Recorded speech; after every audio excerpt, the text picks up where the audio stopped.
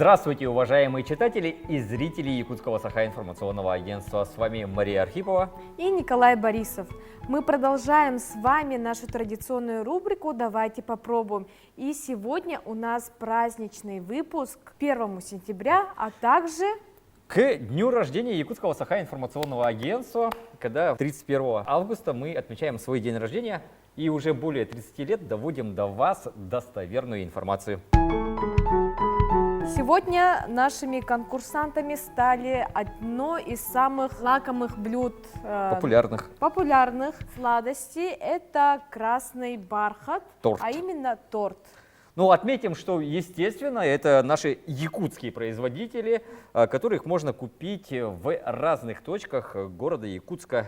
Наверное, вот, к сожалению, в районах, наверное, пока недоступно, да? Но в столице мы можем можно найти отведать почти на каждом прилавке магазинов. Итак, сегодня у нас в эпической битве тортов участвует настоящая пекарня ИП Зырянов и сладкие мечты. Отметим, что красный бархат, у него нет какой-то определенной рецептуры, и каждый производитель его изготавливает в меру своих, скажем, творческих замыслов, да? И поэтому будем оценивать исключительно внешний вид и просто вкус, да? Не будем там говорить о каких-то там, может быть, нарушениях технологических. Пройдемся немножко по цене. У меня здесь сладкие мечты, вес 900 грамм, стоимость 1250 рублей. ИП Зырянов 856 грамм и стоимость 723 рубля. Настоящая пекарня 1230 рублей за 800 грамм. Ну, то есть сладкие мечты и настоящая пекарня примерно в одной весовой категории. Самый бюджетный вариант – это ИП Зырянов. Посмотрим на внешний вид, откроем наши торты и попробуем. Опять же напоминаем, что участвовать в этом соревновании мы не будем. Подойдут наши коллеги, отведают торты, скажут свое мнение, выберут лучший, но не будут знать, какой производитель под каким номером находится. Все абсолютно честно. Нашего победителя, как всегда, определяют наши народные эксперты. В данном случае наши коллеги. Да. Нарезаны и открыты наши торты.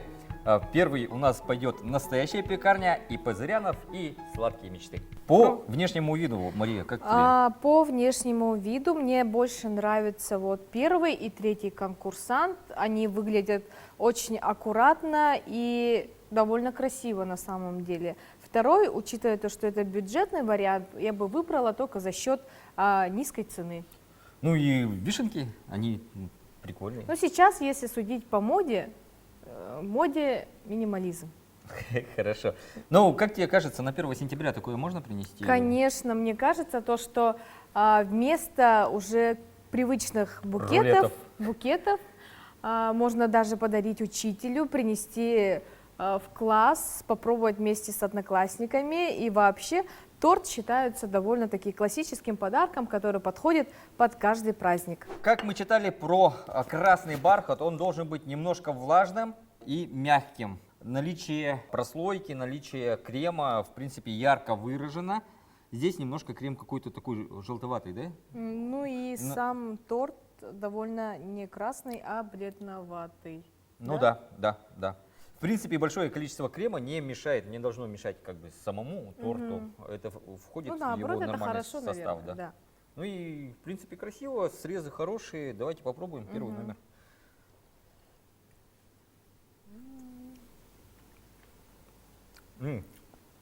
Сверху вот это попробуй, прикольно, белое. Очень вкусно. У первого нашего конкурсанта очень ярко выраженный вкус, нежное послевкусие и сверху очень такой хороший крем чиз. Да? Да, давай, бюджетный вариант. У него, кстати, сверху желе. Такой вишневый, он привкус довольно вкусный. Сверху у него желе находится, и акцент больше, наверное, на вишневом послевкусии.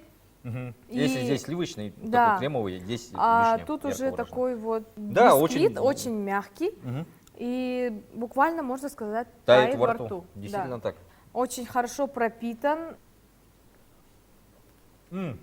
Здесь акцент идет именно на вкус коржа. Ну, то есть самого не наполнения разного, а именно на тесто, которое мягкое, сочное, очень вкусное. В принципе, очень сложный выбор, однако я, наверное, бы выбрал ИП Зырянов. Почему? Потому что люблю вишню. Мне больше понравился вот первый наш конкурсант «Настоящая пекарня». Но на самом деле «Сладкие мечты» и «Настоящая пекарня» чем-то очень похожи даже. Есть такое, потому что мы здесь не стали трогать красивый крем, чтобы угостились наши коллеги. Итак, давайте их позовем, узнаем, что выберут наши народные эксперты.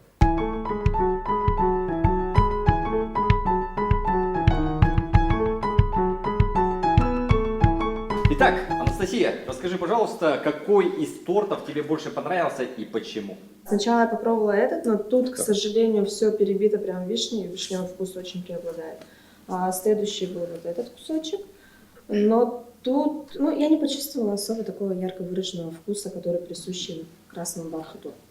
А вот здесь, для меня, по крайней мере, показался он максимально идеальным и по консистенции, и по вкусовым качествам тоже плюс. То есть номер один? Да, и вкус хороший, и количество крема тоже достаточно. Отлично. Часто кушаешь торт красный Очень бархат? часто. Я соглашусь с Анастасией, мне тоже понравился первый вариант, он более такой насыщенный, действительно бисквит влажный, коржи чувствуются хорошо пропитанный, крем нежный, мягкий. Здесь и перебит запах, прям чувствуется резкий, меня даже немножко оттолкнуло, и кусочки вишни попадаются, не очень это вяжется с красным бархатом в принципе. Третий вариант, он прям суховатый мне показался, как будто не сильно пропитанный. В принципе, я торт «Красный бархат» всегда покупаю, меня дети любят очень, поэтому я бы однозначно первый вариант выбрала. Отлично, Сына. Я тоже согласна с вами, то, что первый вариант такой, он наиболее вкусный, потому что здесь много крема, и он такой более качественный. Мне не понравился вот второй вариант, я думаю, что это будет на третьем месте, потому что здесь, как и сказали ранее, много как будто перебивает вишни. А вообще по внешнему виду что можно По внешнему сказать? виду однозначно первый вариант. Я небольшой фанат красного бархата, и мне понравился вариант номер 3. Он такой более сдержанный, я думаю, с чаем он очень хорошо подойдет. На последнем месте я соглашусь с коллегами, это номер 2.